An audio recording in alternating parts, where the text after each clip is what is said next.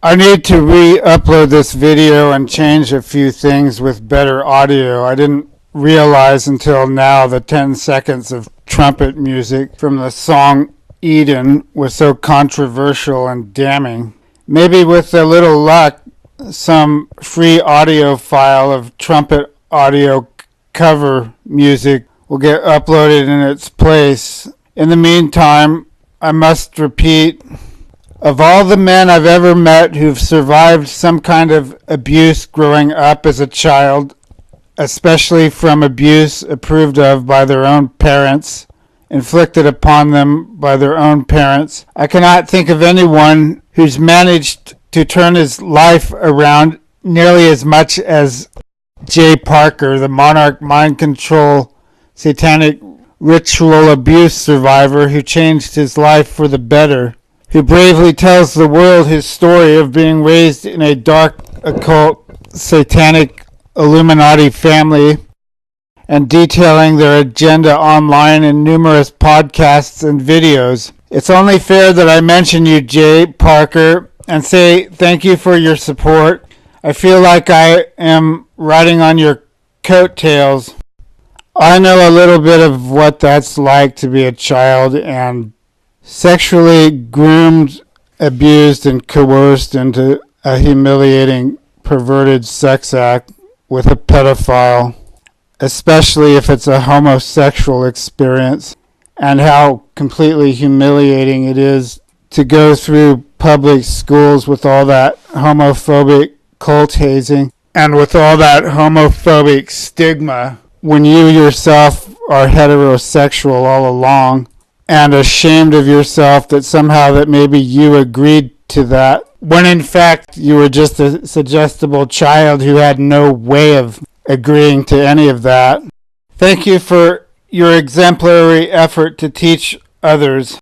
I can honestly say the abuse done to me was not consciously sanctioned by my own parents, nor was it nearly the persistent extreme torture of a child raised in a dark occult Illuminati satanic ritual abuse family, but it was in effect done to me at a very unconscious or subconscious level.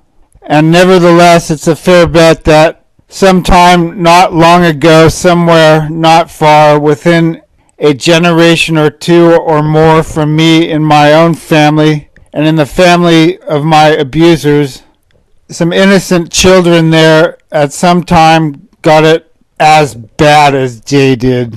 There was definitely a certain kind of continuous abuse and torture, whether dark occult satanic Illuminati ritual abuse or not, done to at least my mother in the 1950s, for my parents to be in the kind of complete denial about the abuse being done to me the way it was back in the Milwaukee, Oregon Baha'i community in the late 70s and early 80s. Regarding my two most significant past abusers, those certain perverted older boys when I was a child, while I was under the mercy of the Baha'is of Milwaukee, Oregon, and the greater Baha'i community of the Portland metropolitan area between 1977 through 1990. Those perverted older boys who are now non-Baha'is, well into their 40s, who were at the time only teenagers no more than 5 years older than me when they abused me. I have good reason to suspect at least one of these guys is still a pedophile, and perhaps even a pedocidal pedophile who was never caught nor brought to justice and has never been cured, and very likely continues to abuse children with impunity. This individual made it very clear he managed to slip up the cracks and have access to spending some time alone with little boys. According to his photo album on his social media, he showed the same pattern, committing to all the classic old pedophile grooming habits he once did to me. At either an unconscious or subconscious level, he desperately wants to get help and stop his pedophilia. and in a twisted sort of way I'm grateful for his subtle craftiness, thumbing his nose at me and showing me all these hoodwink friends of his, because I would not ordinarily muster the courage to proclaim loudly and proudly that the Baha'is of Portland metropolitan area failed a lot of people. One of my abusers did a fine job at proving he's been a damn clever, shrewd, charismatic sociopath who fools a lot of naive people, even though he comes across as respectable, good person in the medical profession, with his hobby and his recreational pastime for taking little boys alone on bicycle rides or some kind of social outings, feeding them ice creams, and perhaps even overnight camping trips, just as he did to me once upon a time. I see right through his facade for the shit he's become and the twisted social engineering of a sick society that made him the monster that he is. I did my part telling the cops responsible for investigating and prosecuting pedophiles all about his method operandi a long time ago, and nothing ever seems to get done soon enough. So I have no choice but to let the world know. You see, one of my abusers is the first child of a single mom, a bastard who hardly ever knew his biological father, and most likely didn't get enough affection from his mom. And his mom left him alone with an older pedophile babysitter, a female babysitter by his own account, who gave him all sorts of interesting anatomy lessons over and over again from a very early age.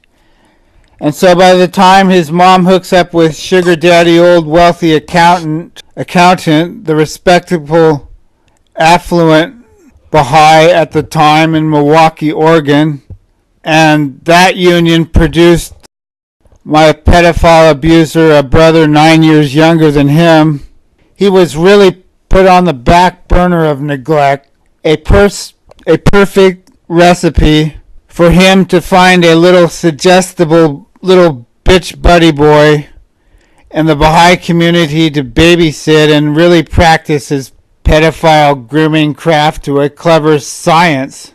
And as for the other abuser from a different family in Milwaukee, Oregon at the time, I have good reason to suspect he is a derelict clockwork orange who's been institutionalized in and out of jail for a lot of violent crimes his entire adult life, and has indeed been prosecuted. My memories of this other individual seem to suggest a lot of patterns of someone who was ritually abused and programmed to be a slave for his own father, the same way that Jay Parker was programmed to be a slave for his own father, Albert Parker. He thought it was a funny prank to give me a little bit of a Jerry Sandusky-like experience in the shower and then in the bath after a hard day's work at him and his father's place of business, working physical labor. After I came home all tired and cold to their apartment, while in the meantime my mother was having sex with his father. And to this day, I'll never forgive my mother for fucking his dad right in the middle of the living room floor when I was 8 or 9 years old. And witnessing that, these two adult card-carrying members of the Baha'i faith having sex right in the middle of the living room floor and not even being the least bit discreet about it. And that's the religion that expects me to get my parents' permission for the right to have a lawfully spiritual marriage. And that should serve as a good reason, a good example why I have so many mommy issues, because for years I couldn't think much more of her as a complete neglectful wicked little slut, while at the same time she put out a good little front as the poor overworked damsel in distress, benevolent, sweet little mother with her pitiful sob story to people like Erica Toussaint and the rest of the yuppie affluent hens of the Baha'i Portland metropolitan area. In either case, my abusers learned their methods from some kind of abuse done to them, which they in turn inflicted on at least one child younger than them. In the Milwaukee, Oregon Baha'i community, where that little 6, 7, 8, 9, and or 10-year-old child looked up to them as benevolent older brothers who gave him attention and that he wasn't getting from his parents and teachers. And so now, 35 years later and longer, still nearly absolutely no one seems to protect society from these pedophiles, and no one seems to stop these disturbed and sick individuals and scum like them soon enough. Not the parents, not the public schools, not the child protective services agencies, not the cops, not the National Center for Exploited and Missing Children, certainly not any number of alphabetical agencies, and with one big, grand, socially engineered world of idiots and assholes and predators, and most certainly not the adult members or former members of the Baha'i community when it was their responsibility to prevent that abuse. Not now. At the rate at least one of these creeps seems to slip up the cracks, advancing in life.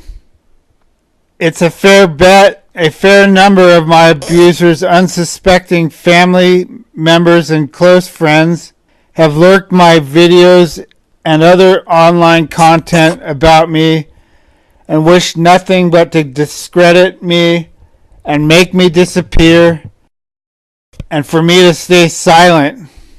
And as with all child abuse survivors in their adulthood who try and whistleblow their damn best and sometimes crack and get belligerent and reach their breaking point, as far as the hoodwinked, complacent people are concerned, to them, you're just a freak like me. And that's what the Joker said in the Batman movies.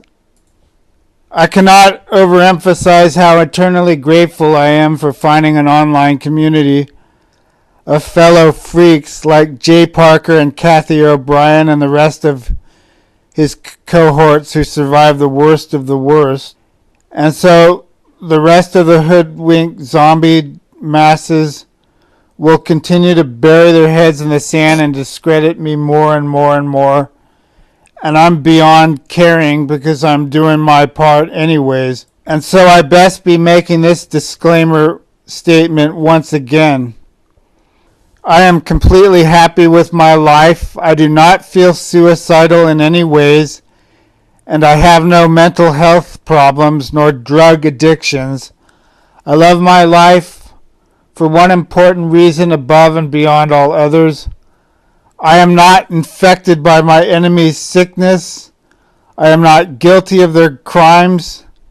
I am not guilty of their war crimes. I cannot wish what was done to me on my enemies. I wish anything but what was done by them to me on to others.